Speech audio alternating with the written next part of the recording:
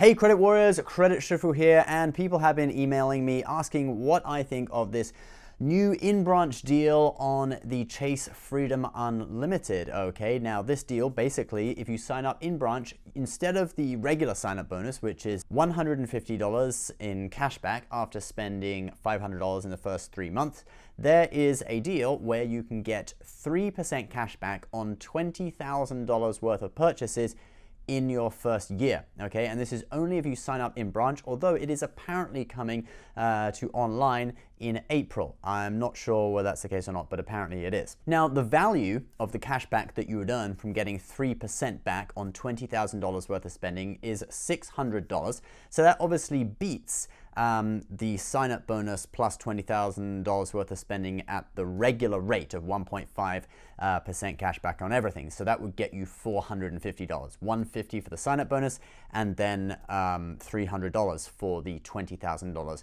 worth of spending. So it beats that. If you were going to spend $20,000 on the new deal or $20,000 on the old deal, you come out ahead with the new deal. Okay, now the break-even point where you'd earn exactly the same amount is actually $10,000. So if you're going to spend under $10,000 in your first year on the Freedom Unlimited card, the old deal is actually the better choice. $150 sign-up bonus and then just 1.5 cents back on everything. And if you're going to spend over $10,000, then the in-branch sign-up bonus deal, the 3x on or 3% on $20,000 is the better deal. You will earn more cash back doing it that way.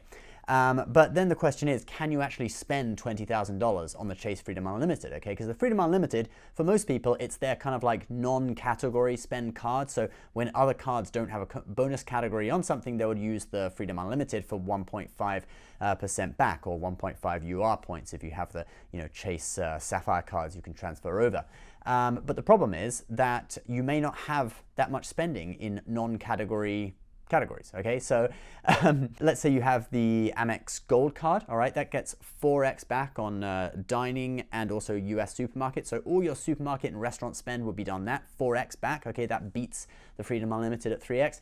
Then if you have either the Amex Platinum or the Chase City Prestige, you're gonna get 5x back on air tickets, so that beats it as well. Then the Chase Freedom, 5% rotating quarterly categories, that would beat it in those categories, okay? So you'd use that instead. 5% is better than 3%. So there's a lot of cards that would beat it in their categories. So that only leaves your non-category spending that may not amount to $20,000 per year. Now, since it's tax season, and this might be why they're doing this now at this time, just coming into April when a lot of people may be paying taxes, if you're getting 3% back on quite a large amount of money, you could potentially use this card to pay your taxes, because the online systems through the IRS, they charge just under 2% fees for credit cards. So you'd be earning a little over 1% cashback if you use the Freedom Unlimited to do your taxes, to pay your taxes if you owe anything, okay? Obviously, a lot of W-2 employees won't owe taxes, but if you are self-employed, you may have a tax bill,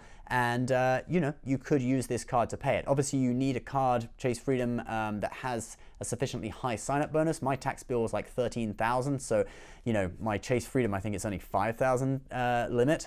So you're going to need a high limit if you're going to pay your taxes with it. Depends who you are, though. Some people might have a bill of just a few thousand, and you could use this to pay it. So I think that might be one of the reasons why Chase is doing this at this particular time. Also, another thing is that it looks like they're kind of competing with the Discover It card, okay? Because the Discover It card has its cashback match in the first year, which effectively doubles the cashback that you can earn on all your spending for the first year. What's Chase doing with the Freedom Unlimited? 3% is double 1.5. So they're basically doubling the cashback you can earn on your first $20,000 in spending in the first year. Kind of a similar thing, but let's just break down how it works with Discover It and see which is a better deal, okay? So with the Discover It card, spending $20,000 in 1 year, Discover It has the rotating quarterly categories. So let's just say for this example that you manage to max out all those categories, $1,500 worth of spending each quarter, so that's $6,000 in spending a year that you're effectively going to be getting a 10% cashback rate on, because it's double 5%, so it's 10%. So that is going to get you $600 in cashback, and then you have $14,000 left over at 1%, but it's doubled, so it's actually 2%, and that is going to get you $280. So in total, we are looking at $880 worth of cashback. So actually, the Discover It card beats the Chase Freedom Unlimited with this new, 3x deal. But one thing that should be noted is is that the Discover It card is just cashback, whereas the Chase Freedom Unlimited, you can actually transfer over if you have one of the Sapphire cards, convert that cashback into points. So $600 in cashback, that's going to become 60,000 points, which when you redeem for travel through the Sapphire Reserve, that's going to be $900 in value. Okay, redeeming through the travel portal, 1.5 cents per point in value.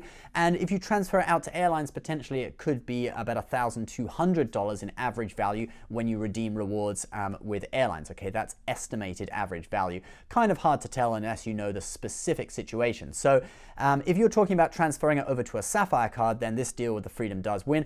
But if you are talking about just redeeming it as cashback, then actually the Discover It card with its cashback match is still a better deal. And the only people who will really benefit from this are people who have a very large amount of non-category spend. Okay, so it's hard for them to get the 5% quarterly categories on the Discover It. So we're thinking about possibly people who are using this to pay taxes. That's sort of the thing I can think of off the top of my head who it would be worth it for. All right, guys, thank you so much for watching. And what's your opinion on this in-branch deal? It is in branch at the moment, although apparently it is coming in April to online. I'm not sure, but I'm sure we'll find out soon. It's almost April. Thank you so much for watching. As always, please subscribe. We'll leave some of our favorite cashback cards in the description. You can check them out, learn more about what deals are on offer. As always, is an affiliate link. So if you want to see the advertiser disclosure, it's in the description section at the bottom of this video. Thanks for watching, guys. We'll see you next time. Bye-bye.